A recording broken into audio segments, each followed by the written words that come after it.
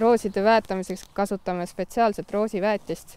Siin on olemas kõik toitained, mis on taimede rikkalikuks õitsemiseks tarvis.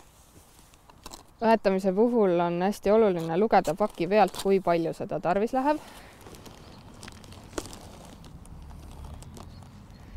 Paneme siis ühe taime jaoks umbes sellise koguse. Väetise raputame taimede ümber küllaltki laiali, sest et taime juured on ka üsna laiali. Ja nüüd ei olegi muud, kui see lihtsalt õrnalt mulla sisse kobestada.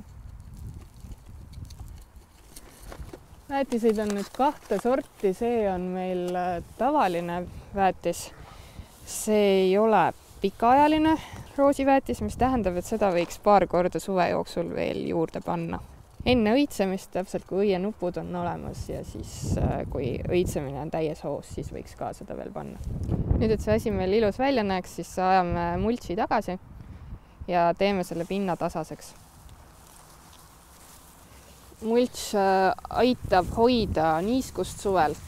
Ma arvan, et sa pead seda natukene uuendama ja seda rohkem siia juurde panema, kui sul on planeeritud multsiga roosiveenar, siis võiks teda siin peal üsna palju olla.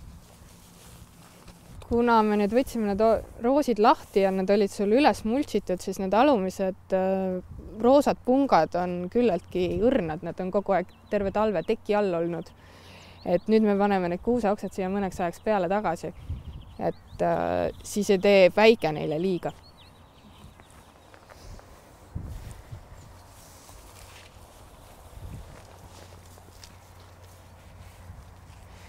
Seda ei pea nüüd nii täpselt enam panema, et asi on siiski varjutamises on mõte, mitte enam väga kaitses.